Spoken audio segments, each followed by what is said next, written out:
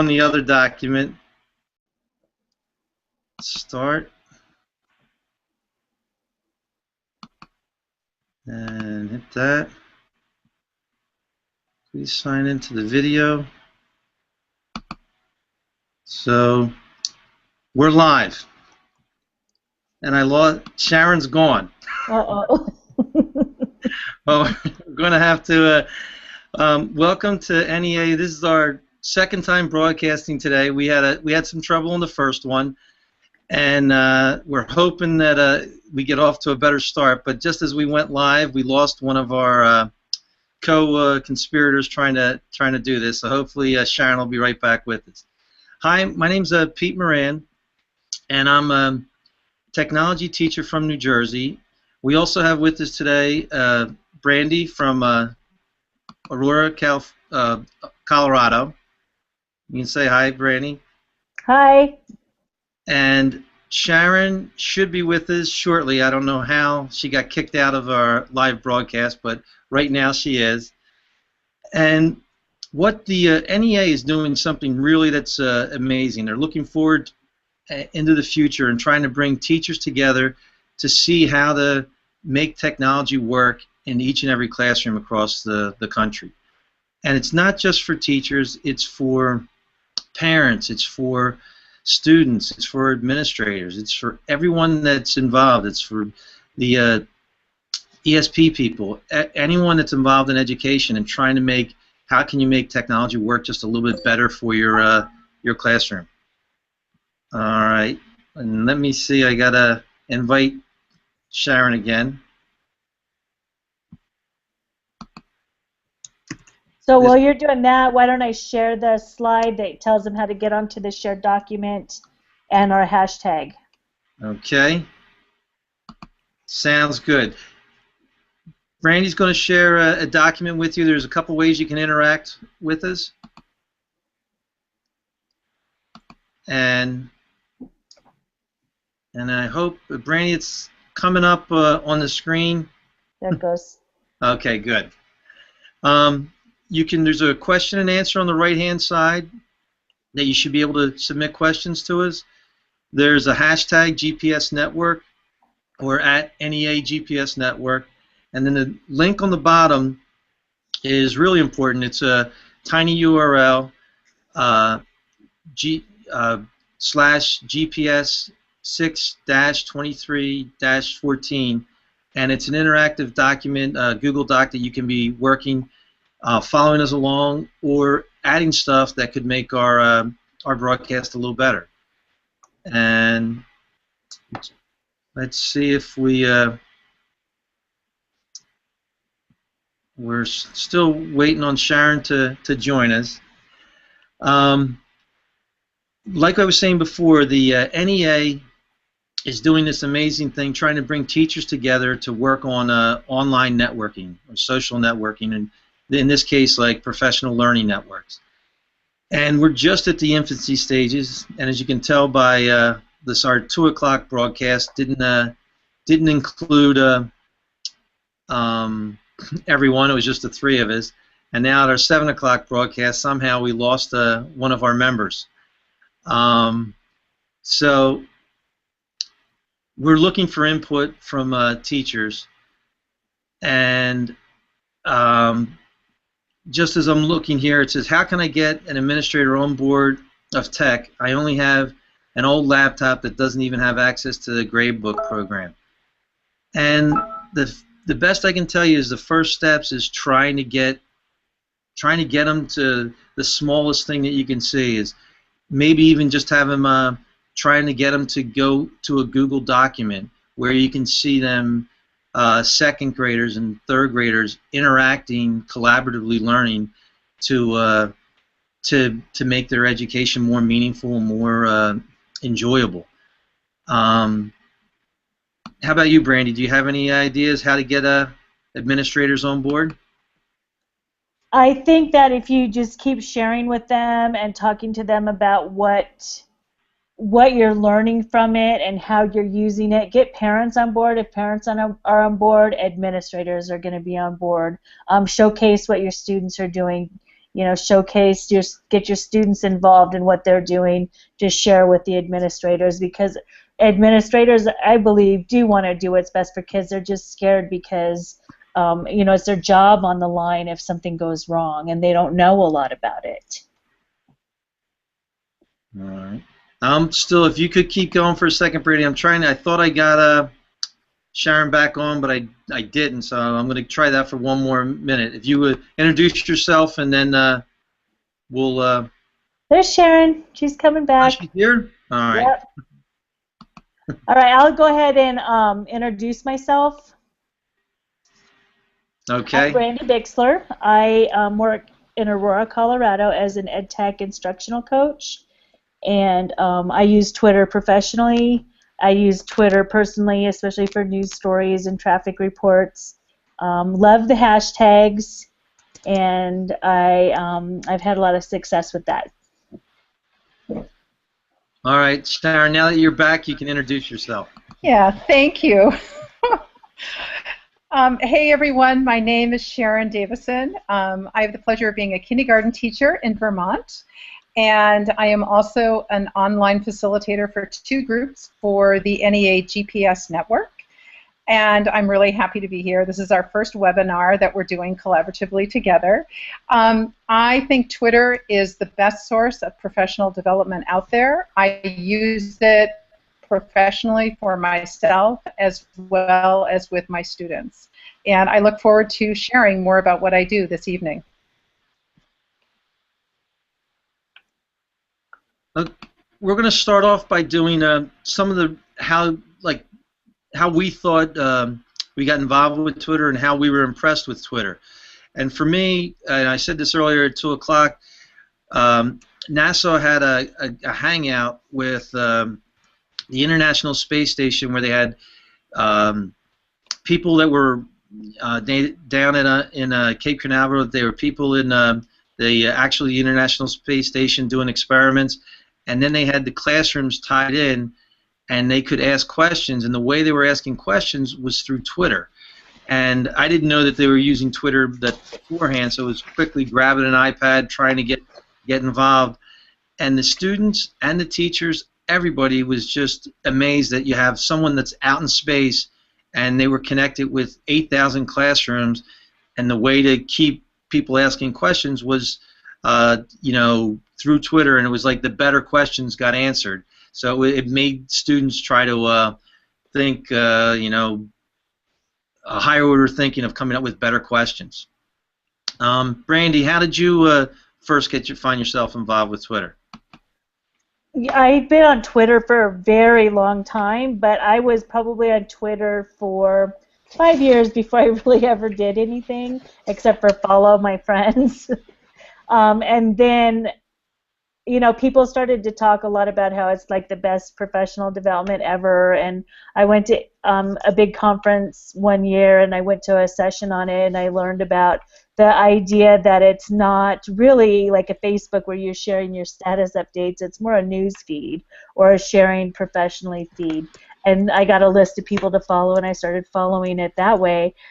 And I just was kind of stalking and lurking and looking, and then someone had suggested to me that when I post something in my blog or when I post something on Pinterest, to also tweet it out with a hashtag. And it's really worked for me as kind of a marketing to get people to read my blog or to get people to join my Pinterest pages. So. And how about you, Sharon? So I've started off using Twitter professionally first, thanks to our technology integrationist who suggested it at our school, and it was really great. I played around with it for about a year, starting to make connections with other professional groups and also other educators that were given to me as suggestions. Then I met a woman who is now a tech integrator in New York. At the time, she was a kindergarten teacher in Texas, Miss Ralston, and she tweeted a lot with her class. So thanks to her inspiration and suggestion, I started a class Twitter as well.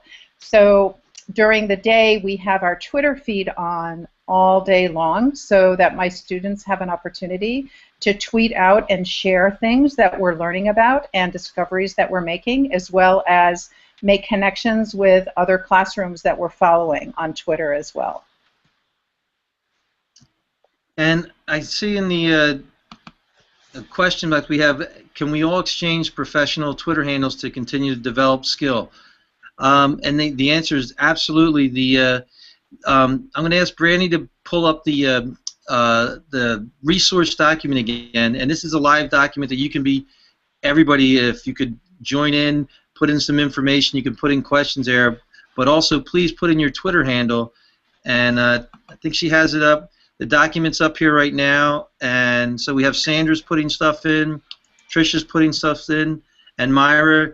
So this document, all you have to do to get to it is go to tiny URL, and then it's slash GPS and today's date, 6-23-14. So that it's a great way to continue, and this is part of like the overall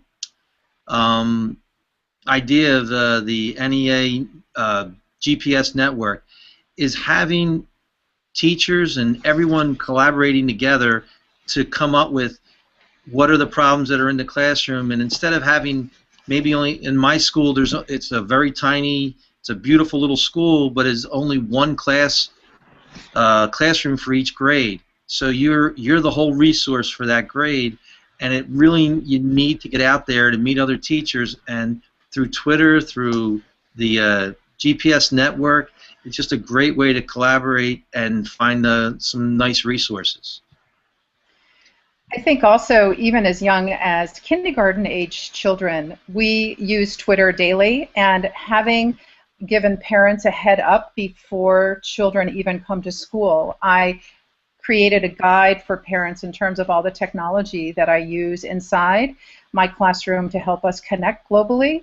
So parents have an opportunity before their students even come to kindergarten that first day to have kind of a run-through in terms of how I'm using social media to enhance and connect in regards to learning. I then, prior to school, will send out a Google form. And Google Forms, if you don't know about them, are really easy to use. And I just simply ask my parents to go ahead and fill out if they are on Twitter. I encourage them to follow us. We will not follow parents, but we do follow other kindergarten classrooms on our classroom Twitter handle. Then parents, I will ask them their availability for the first 3 weeks of school to see if parents would be willing to tweet questions or things to us throughout the day for the first 3 weeks of school. And what this enables me to do is to be very explicit and model specifically how I'm going to be using Twitter with their children and also the parents, so they can kind of see the value in that. I also use a lot of books with children as well, so if we're reading a story, we will have discussions about what was something we really enjoyed from the story, what is something that you'd like to tweet or share out, so that then I can do that in a virtual way with my students as well. So when we're sharing our ideas about a book's read with another classroom, then that classroom also has an opportunity to respond as well. And I found that my students really look forward to those comments that they hear back from other classrooms. I think that virtual conversation, when we can make it happen for students, is really powerful, because it's through that voice that they discover their voice and kind of start to understand that, boy, Twitter is kind of developing into a little learning community for them also.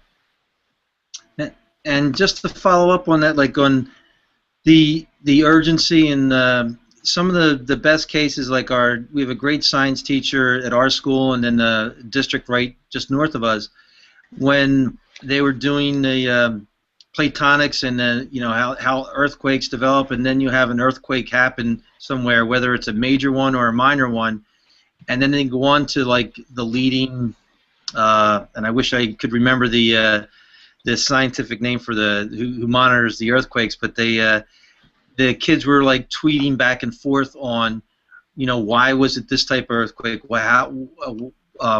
Getting relevant questions answered by scientists, and it's just it's the level of interest. It's like sometimes when you say it's like when you see that engagement in students, it makes a difference. And Twitter, when it's the urgency of an earthquake or anything like that, that a natural disaster, like you see the good things that can come out of it, of how people can come together and especially helping each other. Especially around that example, because then students can work and tweet together to collaborate or come up with solutions for a problem that could impact a lot of people. So I think that's a really powerful example, Peter. It's a great one. And how about you, Brandy? What were some? I know you were talking about the 2 o'clock. The one that I really liked was the 6-word Twitter thing. Could you tell us a little bit more about that? Yeah, if you want to follow 6-word stories on Twitter, it's a great group to follow. And what 6-word stories are just what it says, 6 words. Write a story, write your biography, and there's some incredible stories on there, and it's really fun to get students involved in writing those 6-word stories. It's such high-level thinking. You want to tell a story that happened to you yesterday or what the meaning of your life is, but you only have 6 words. You really have to think hard about that, and it's amazing how poetic some of the stories really are.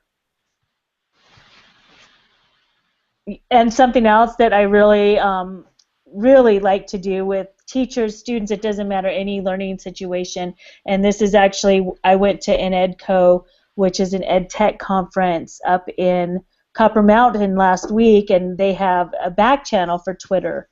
And just having that conversation going on in a back channel, I want to invite you guys to use our back channel too. But it was really nice because conference sessions that I couldn't go to, I could get notes on. And if you have a classroom of kids, you can have kids actually all taking notes on a back channel using the same hashtag. And then there's a whole collection of notes that kids can share, study. Students who miss school can go look and see what they learned. Parents can follow and see what's being learned in class. Resources can be added to those notes later that have to do with the topic. So back channeling to me is one of the top 5 uses of Twitter.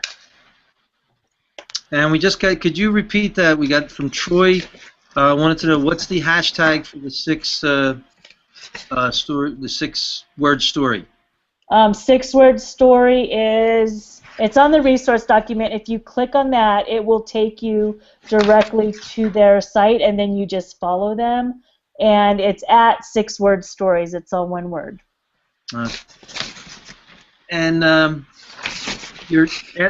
Myra is asking about what about Twitter chats? Like the one thing that's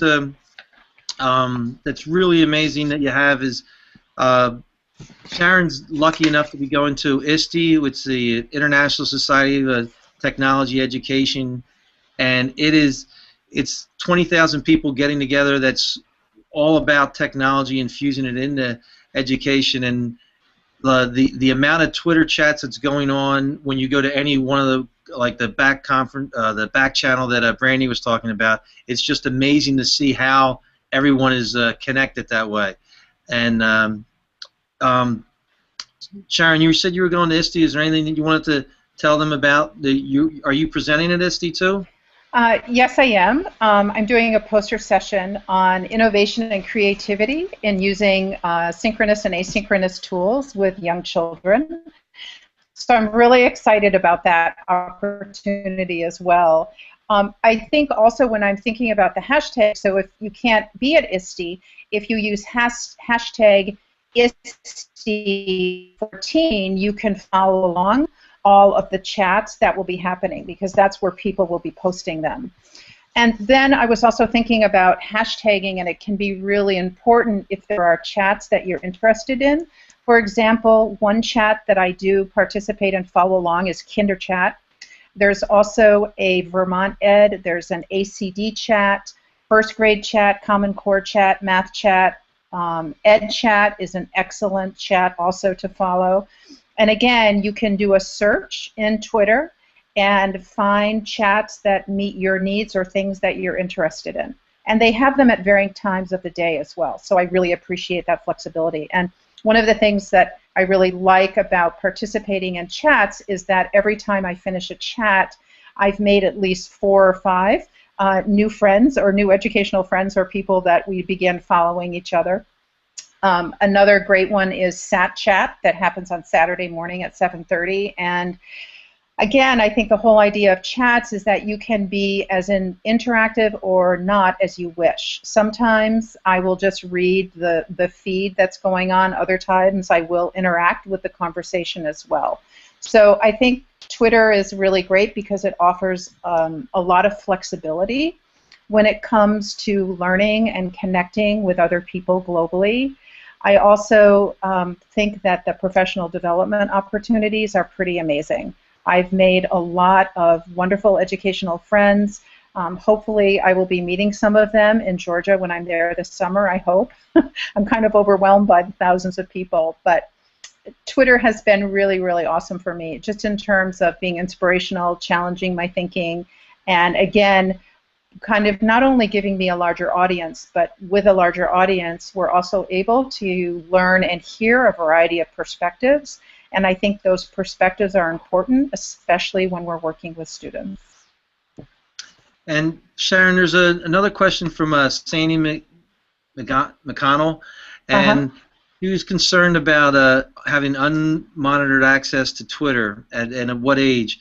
But the one thing that Sharon said earlier in the thing, our broadcast, was she follows or sticks with a kindergarten classroom Twitter, so it's kind of like it's enclosed, and most of your technology network administrators can monitor stuff down that they can allow certain things in and allow certain things out.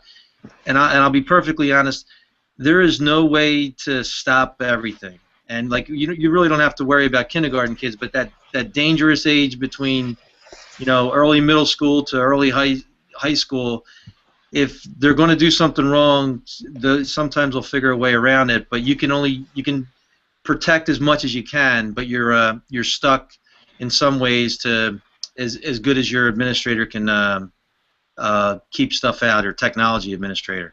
And you want to talk about your kindergarten Twitter one?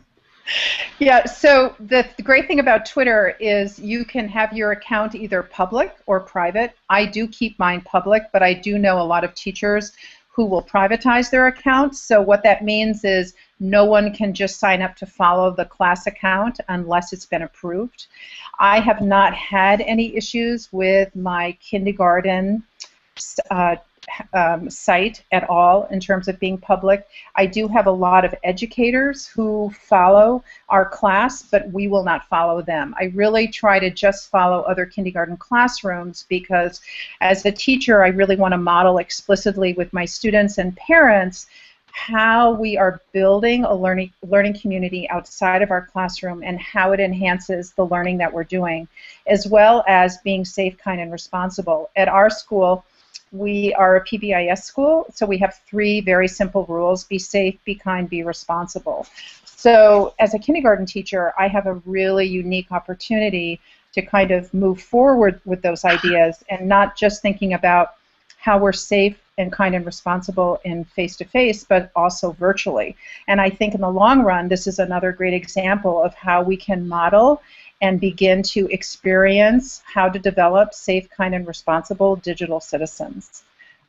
So that's just my take on that.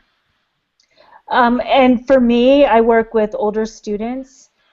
You know, I work with the little ones too, but I work with K-12 basically, and legally it's 13 and over to get a Twitter account. But kids are going to they're going to experiment, they're going to explore, and to me it's an opportunity when if they're in your classroom and they do something naughty, you get to catch them and you get to have that conversation with them, and they're not in their bedroom hiding under their, under their covers alone. They're in school and they're going to get caught, and then we get to teach them, and I think it's an opportunity to let them make some mistakes in an environment where we can actually intervene and teach them right from wrong and how to be good digital citizens. And if you haven't checked out the Common Sense Media stuff, it's so fantastic. Great. It's all free. It's just commonsensemedia.com or something. Google it. It's really good stuff. And just again, in getting to some of the power and with the ISTE conference, is it start Wednesday this week, Sharon, or It starts Friday. Or no, Friday? Yeah, Friday, late Friday. Well, I'm involved with ISTE on their government relations. The president in February on Digital Learning Day announced that he wanted to double the funding for technology for the broadband, so we could have more interconnectivity amongst the schools across the country. And the FCC is kind of dragging its feet on trying to approve it. So I got something yesterday, and they gave me a list, and I'll share it on the document, of trying to tweet out to all the members of the FCC why it's important to increase the funding for technology education. And they could get, I'm going to be going to the RA next week, and that's what I'm going to be talking about, is how can we get 7,000 teachers and then maybe try to get them to get 5 more friends so we can get the FCC to comply with the president on making something happen. And the numbers could just increase exponentially just when you start using Twitter. Yeah, and I think it's really worth looking into, especially as a country as we move forward, because social media is here. People are using it, and I feel like we have, as educators, endless opportunities to help model with our students and our students' parents about how you can use these tools in a safe, kind, thoughtful, respectful way. So I think also Brandy had shared, I think on one of the documents, I liked what she found. She had, before you post, the word think. And it was T, is it true what you're posting? Is it hurtful? Is it illegal? Is it necessary? And is it kind? And I think especially working with older students, that's something really that we need to model, we need to think about always whenever we're in a virtual environment, because it's important. And I know even when I'm tweeting with my young students, they understand that we can only say safe, kind, and responsible things, and that's important to them because they're proud of what they're doing and they want other people to see them in that light as well.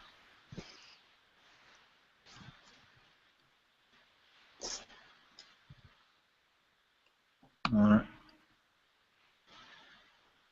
And then Sharon has a question about the one-to-one iPad classroom social media.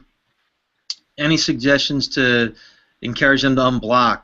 And anytime when it comes to unblocking different social media, it's like you have to take it at baby steps. Like it's you have to show them, like this Google Hangouts that we're doing. There's one connected classroom that I really pushed for at my school district, and they were very apprehensive of unblocking it. But then the first thing that we got to do is we were able to take our 6th, 7th, and 8th graders on a virtual trip to the Galapagos Islands. And once they saw that, I didn't have to ask that much anymore. So it's like not trying to look at the big picture, trying to pick it like what will they, do one little thing and doing it, and then you can win them over that way. That's what's been successful for me. How about either of you had problems or win your technology gate people over a little bit? Well, go ahead. No, Brittany, go ahead, Brandy. In Aurora, we're lucky. We don't really block anything, but if your district is one that is blocking, they might want to reach out to our IT department and ask them what convinced them, why don't they block? We really have managed to have a good relationship with them. We have one high school out of 10 that asked to block Facebook, and I think they turned it back on. So the school wanted to use Facebook to post things for parents, and parents were using it a lot, and the teachers couldn't post from the school, and it just became too difficult. So they even decided to turn it on. So I think, for us, the benefits have so much outweighed any problems that we have, and we really look at problems as teachable moments.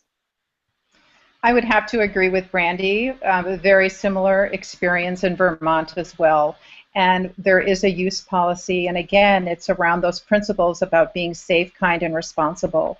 The other thing that our district does also is in the summertime, they offer professional development classes for teachers in our whole district. And if you sign up for that class, you also are able to get a device as well, which is really great because for a lot of people that are new to using a device and then also using social media or developing your personal learning network, you have a teacher instructor there to help you with the device, with the tools, so you learn how to use them. So that's been really successful in our district as well. And we have another question from Myra, and it's my district is going to Google Apps for Education. How can I convince them that Google Hangouts and Google Plus should be available? And all I can tell you, Myra, is what I did. We took to get the iPads into my school, I had our union buy the first iPad, and then I had it passed around the classes, and then everyone said this is great, and then my administrator said maybe it is a good idea.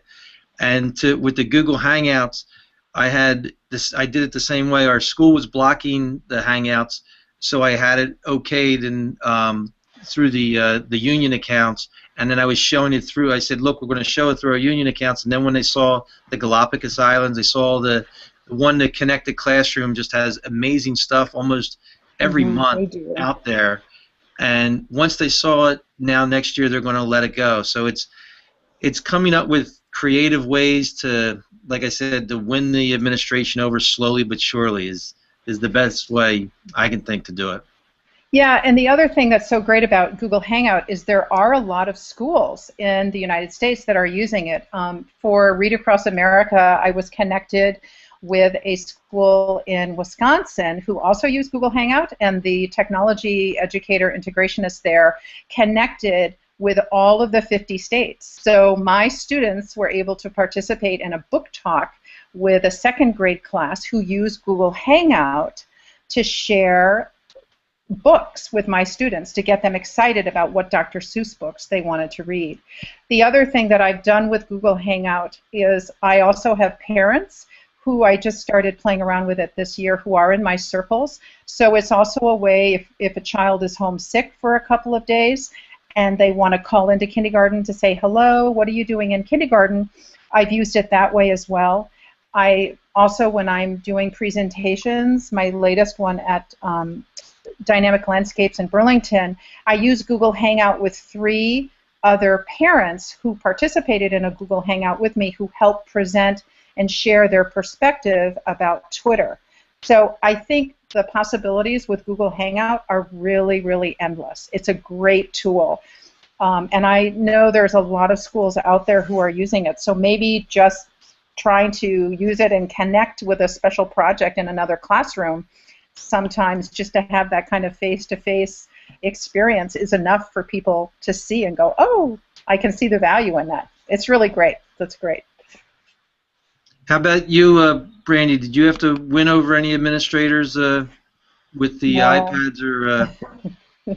No, we're a pretty open district with that stuff. We have the IT department who's kind of our conservative force who tells us no on some things, and we did have Hangouts actually turned off for a while, but it was only because I think this has changed, but in the beginning with Google Plus, if students entered their birthday younger than 13, their whole Google account got shut down. So we had to figure out a way to turn it on without having, 5th graders accidentally wipe out their Google account.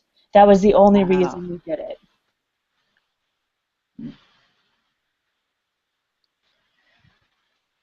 And another question. Let's see,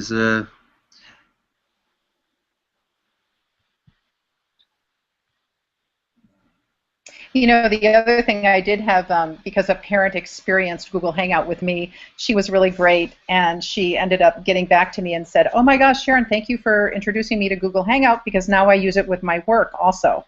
And she found that it was a really great way to collaborate with other people. And I really think it's important to do that. It's nice to be able to have phone conversations or email exchanges or read each other's blogs. But I think in a virtual environment, when you can actually see someone's face, it just makes it a little bit more personable, and that social presence is there as well, which I think is really nice. And I think the ability to share your screen is really important too, because then you can actually start looking at student work together and sharing what the kids are doing, as well as, you know, your own professional knowledge. And did we hit everything, Brandy, on the document on Twitter? I think we were down to some of the other, like on the last couple items. My sheet disappeared, so. Okay. I just wanted to address Myra. Said that it's kind of hard for high school math. You know, one idea that you could think about is if you're using Google Apps, you can create forms and you can tweet those forms out and collect massive amounts of data really quickly to analyze.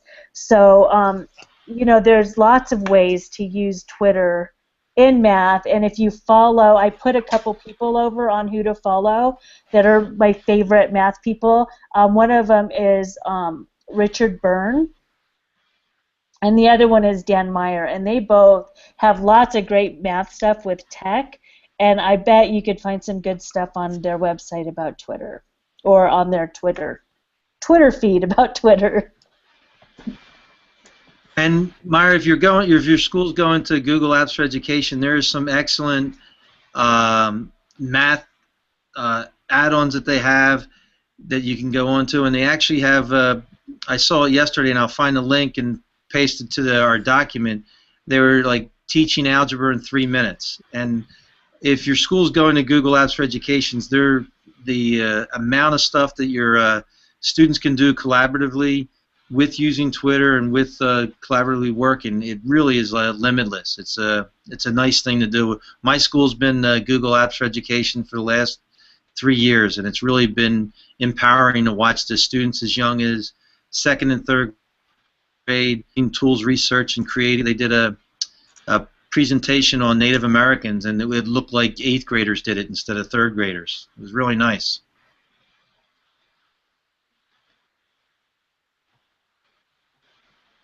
You know, one of the other things, I was sitting here listening to you and Brandy also share about some experiences you've had, is the importance of how Twitter can help us professionally, I think, explore ideas around not only what we're learning, but while we're learning it, we're also modeling what it means to be a digital citizen.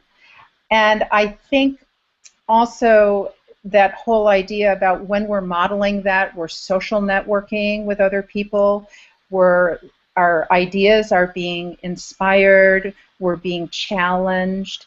I just think about my own learning for myself and how transparent I've become in the last 4 years, especially since I've been using Twitter. I'm, you know, a very quiet person, usually am not, and here I am, you know, very transparent, blogging, 4 blogs later, sharing everything with the world. But I think it's all really good. And what I mean by that is that it's really, just by using Twitter has really kind of given me permission a little bit to share my voice. And when other people pick up or they recognize you and validate an idea or something that you have, then you have that confidence to share even more. And I think it's through our sharing and our collaboration with each other that we get inspired and our thinking is challenged. And I think it's a very healthy thing to do as an educator.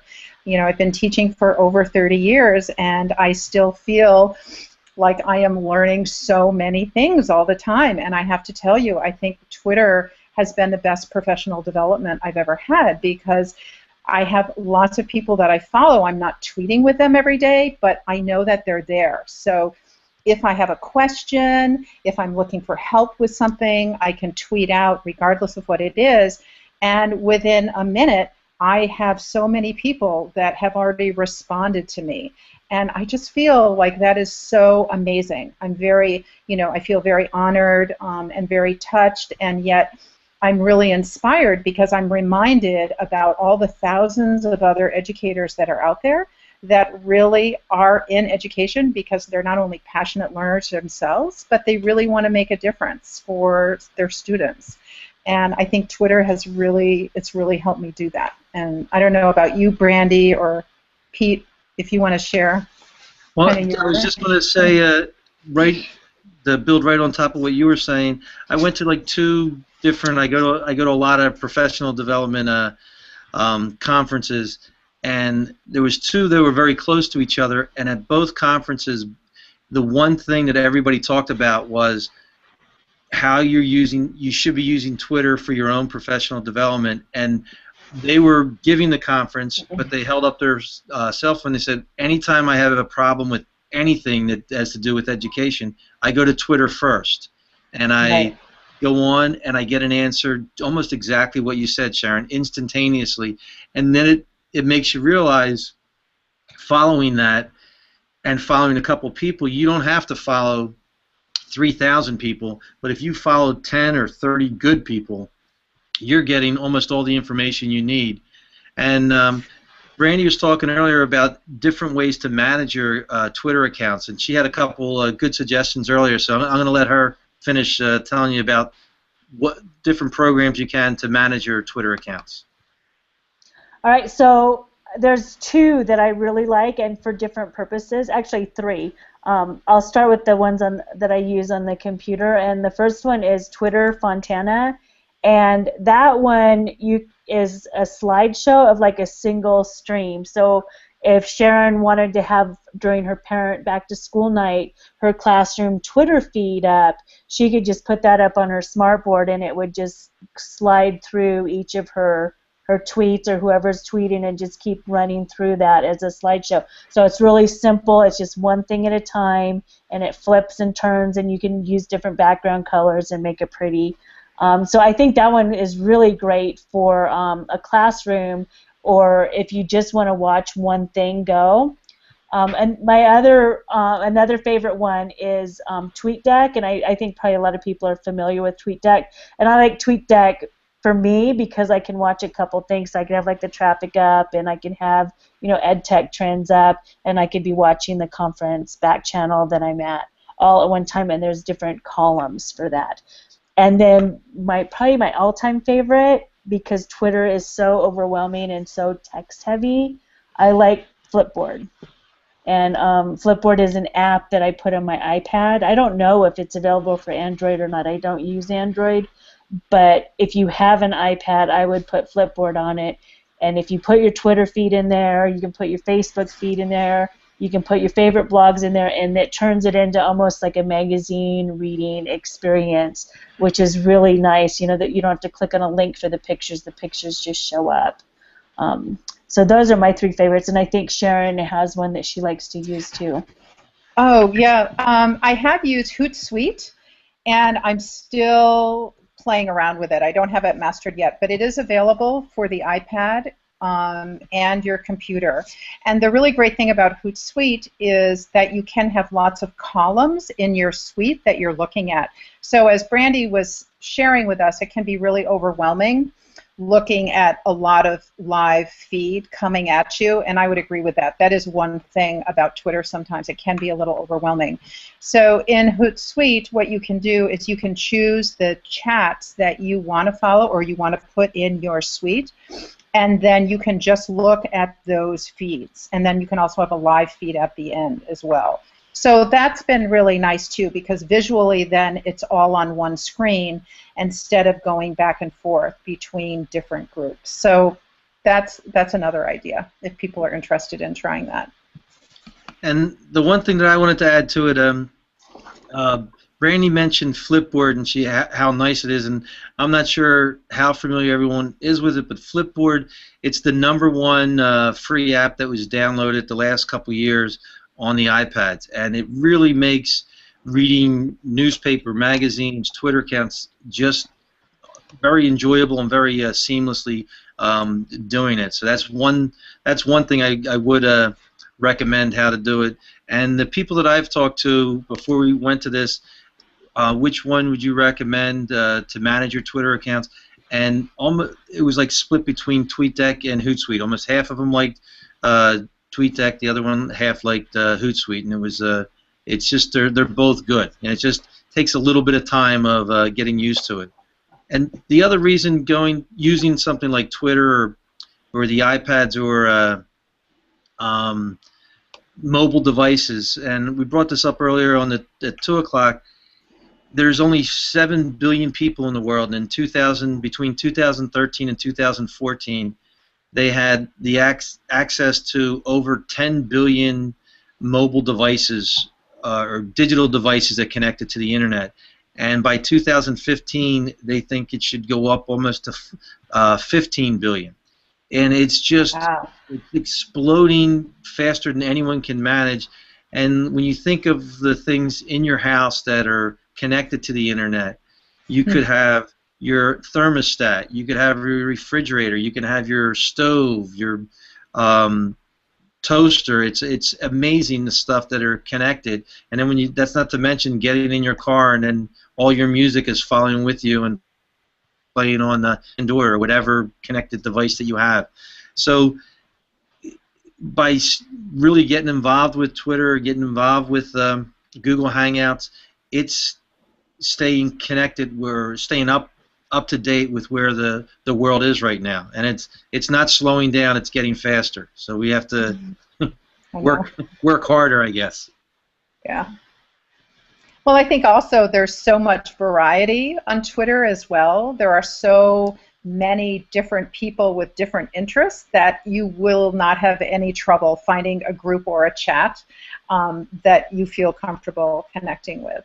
And again, I think just kind of I know for myself, once I learned how to get an account, how to log in, and understood, what did it mean to tweet and how to do those basics, then after that I thought, oh, now I can take a breath and now start using the tool as it was meant to be used. So it's been really wonderful. I think it's definitely worth getting an account. And I think if you're thinking of tweeting with your students, that's great too. I can share one perspective about that. I'm really grateful that I did explore with Twitter first professionally before I started a class account. I'm really glad that I did that first, just so that I could get a sense about what Twitter is, how it works, and then start to begin to build a network.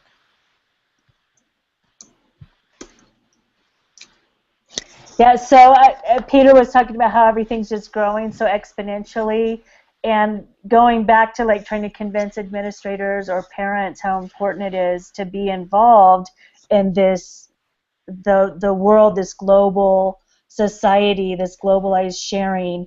There's a great video, and I don't know how familiar you are with it. It's been around for a long time, but it's Did You Know? And I put it on the resource page. Watch it and show it to your administrators. Have you guys seen that? I have, and it's they have a couple different versions of it, and it's like every time like there's another besides the Did You Know one, and I'll try to find the link. It shows you live updates.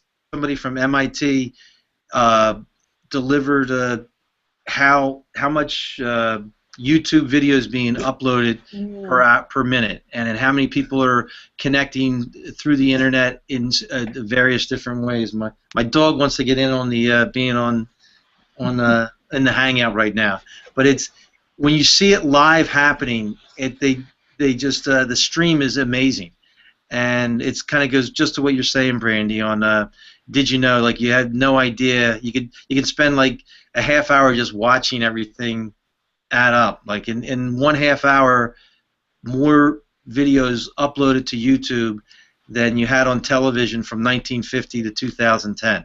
It's just crazy. So I guess we're coming down. It's like if you have a last thought, and Sharon, we'll start with you.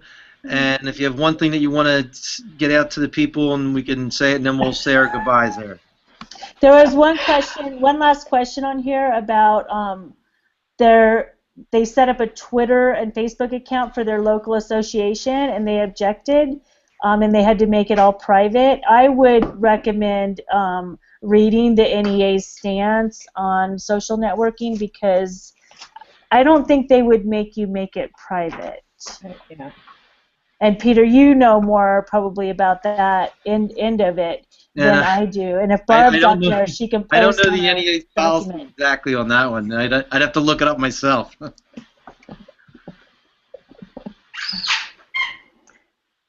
All right. Lucy. All right. Well, it's been really great being here. Thank you, everyone, for participating, and also for all of you out there. I hope we've inspired you to think about joining Twitter and connecting with us for sure. I think all of our handles are on a resource page that Brandy put out there. Thanks, Brandy. So I look forward to connecting with all of you, and feel free to give a shout out if you're a kindergarten teacher and you're looking for a class account to follow. Please look me up. We would love to get connected. All right. And Brandy, any last thoughts from you? No, thank you for coming. And if you haven't had a chance to put your information on the shared document, we'd love to hear from you and any questions you have or any resources that you have to share.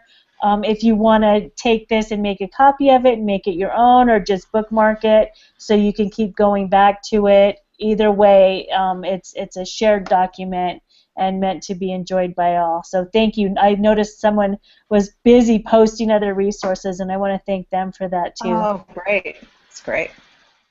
And I want to say the same thing, like thanks to Brandy and Sharon and Barb. Barb Frank really helped us put it together, and we're at the very infancy stages of this GPS network, and if people like today are interactive and putting out questions, and then we'll try to do as much as we can to make this the best professional learning network that's out there. And hopefully this is the first of many webinars or Google Hangouts that we'll be able to do with as many as they had at the NASA space station. We'll have 8,000 teachers on a webinar. Would be an amazing thing to do. That could be our goal for 2014-15. But thanks to everybody, and we're just going to say goodbye now then. See you. Goodbye. Bye. Thank you.